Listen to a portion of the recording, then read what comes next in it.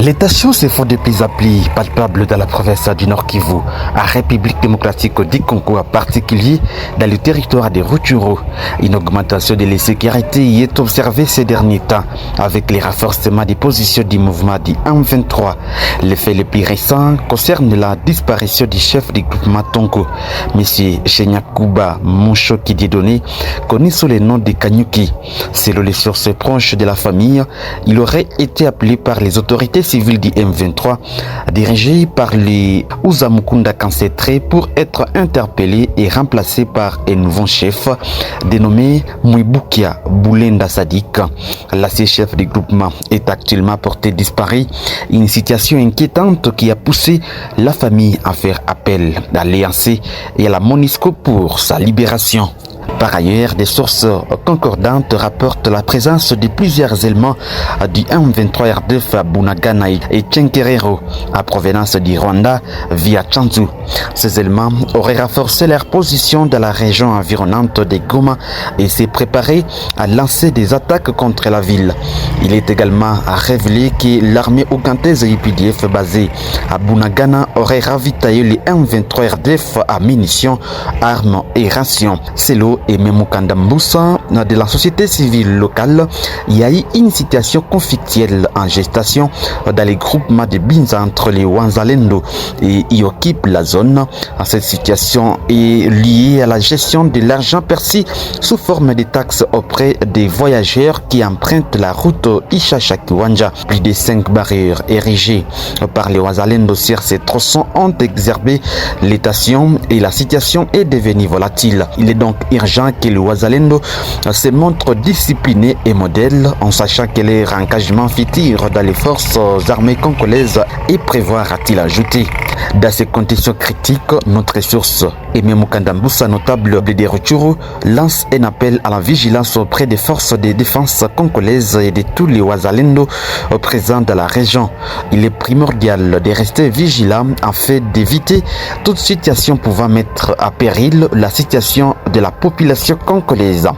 Autre chose, le Forum mondial des femmes pour la paix et l'action humanitaire se tient à Berlin, en Allemagne, dans un contexte sécuritaire toujours tendu dans l'est de la République démocratique du Congo.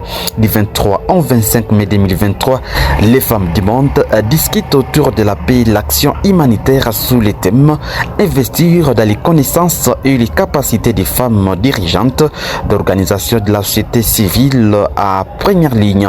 Ces assises sont organisées par les Fonds des femmes pour la paix et l'action humanitaire, en collaboration avec les ministres fédéraux des affaires étrangères allemands et dans les cadres des centres d'apprentissage mondial.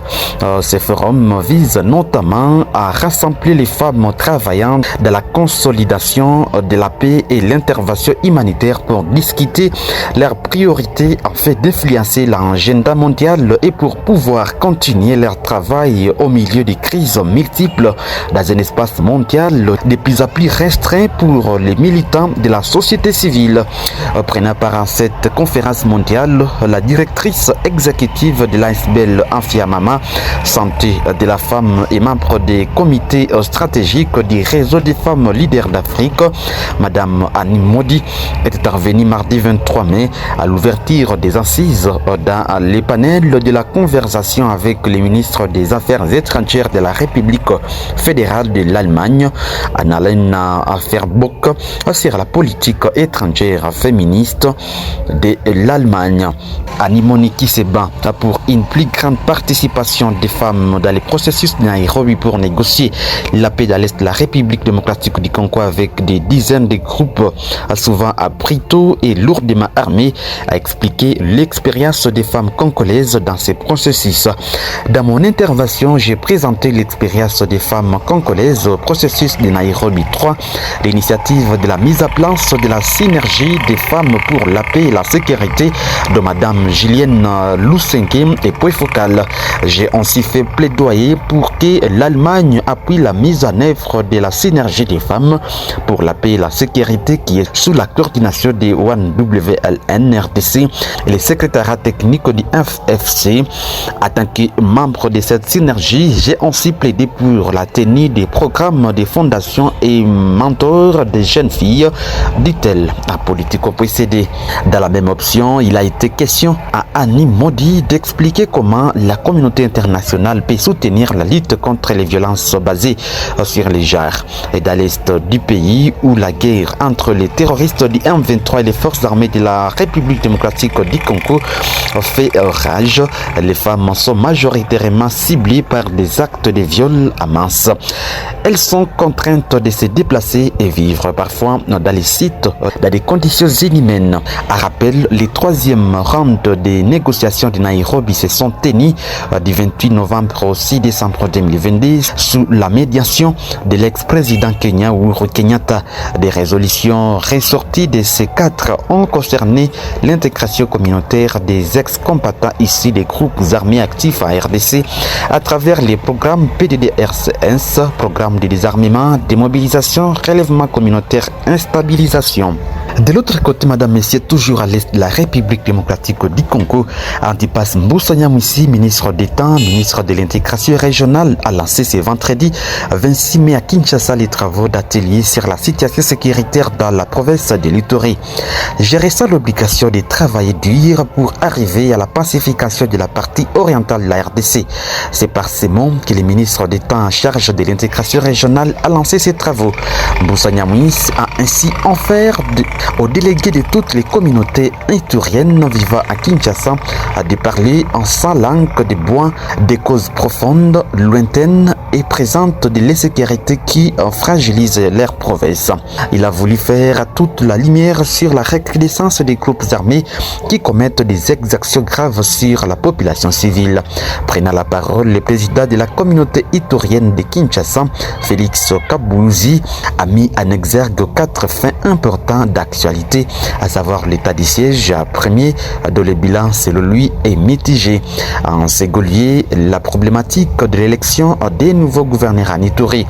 Des trois, la nécessité des dialogues d'abord intracommunautaires, ensuite intracommunautaires avec une ouverture aux groupes armés, et des 4, enfin, la restauration de l'autorité de l'État de la province. Les 4 faits développés ici haut sont développés dans un mémo qui a été remis au ministre d'État Mbusa Nyamwisi. Félix Kabouzi a solennellement exhorté la population iturienne à s'inscrire sur la voie de la paix que Mbusa Nyamwisi s'emploie corps, esprit et âme à construire. Reprenant la parole, le ministre d'État a respectueusement appelé les sages de l'est du pays a fait comprendre aux délégués des communautés ituriennes que nul ne peut prétendre être candidat au Marocain de l'intégration régionale s'il n'a pas au préalable créé ou favoriser un climat de paix en sein de la population frontalière. Les villages frontaliers des pays voisins de la RDC connaissent un développement et une croissance économique spectaculaire, pendant que chez nous, le constate plutôt l'accroissement des groupes armés, l'inflation des actes de terreur délétères aux investissements. Il est temps que tout le monde s'implique dans la recherche d'une paix durable, a soutenu haut et fort Mbusa Nyamwisi. Le ministre d'État a promis de faire un plaidoyer auprès de sa hiérarchie pour organiser les dialogues pour la paix en Ituri. Mesdames et messieurs, c'est par là que nous arrivons à la fin de cette émission. Merci de nous suivre sur Afro Info 243. Merci infiniment pour vos différents commentaires. N'oubliez pas de liker et partager la vidéo. Je suis Richard Kakouly Maliro depuis la province de Nord Kivu pour Afro Info 243.